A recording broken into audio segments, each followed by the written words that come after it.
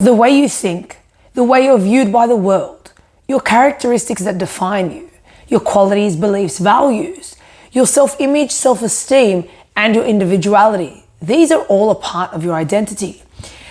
Now, when you are exploring growth, change, trying to break patterns and habits, a lot of the time we get stuck being in a past identity or holding on to an old, invalid, or outgrown identity.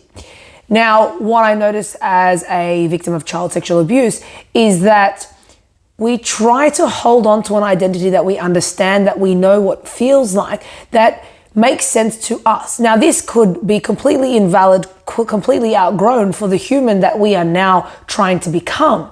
The same principle as wearing a nappy or a diaper when you're a baby was a good thing. But if you're still wearing one as a grown adult, there might be an issue there. Now you've outgrown it. It's not that it was bad back then, but now it's irrelevant. Now it's outgrown. The same thing happens with your identity. Now, as victims of child sexual abuse, you will have an identity proposed or presented to you after the trauma. Now, this becomes something of survival. This becomes something of protection. This becomes something of you learning to live with the trauma that has happened to you. Now, this is the victim mentality. This is being stuck in and set in the way of, this bad thing happened to me and that is who I am. As you grow up, as you grow older, as you try and explore friendships, relationships, growth in business, in work, in your self-growth, you start realizing that potentially you are still trapped in an old identity. And sometimes you don't even realize it as such.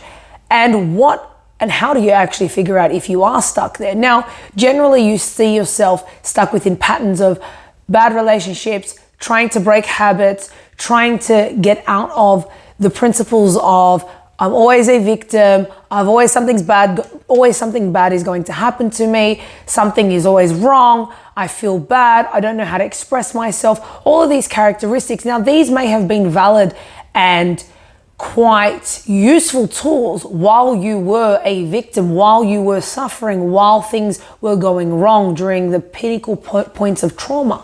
But as you grow up, you realize that these things are no longer helping you get through your day-to-day life. Now, the biggest thing here is recreating an identity, understanding who you are, who you currently are, who you want to be, what do you value for your future, what are your beliefs, what have you outgrown, and what is the new vision you have for yourself. Now, this for anyone is something that should happen on a regular basis, questioning identity, questioning your values, your beliefs, looking at who you want to be, how you want to grow, how you want to give back to the world, what you want to experience. These are things that make up the human. Now, one thing I present to you is sit down, have that conversation with yourself. There are a couple of little tasks I like to do, and if you do and you are interested, feel free to reach out and I will send you a couple of links of what to do. But ideally, it starts with understanding what you want for yourself, who you are, what you want to experience, how you want to grow, what you want to achieve in your life, and then breaking that down and being a little bit more refined with that. Now, you may feel that you have certain traits or beliefs that are conflicting with your vision for your future self or for your current self, your present identity. And these could be old habits or patterns. And these things need to be changed. These things need to be discussed with yourself to be moved on or past. And it's not as simple as just saying, I don't want to be this. You need to understand what you do want to be, who you are, and what you believe.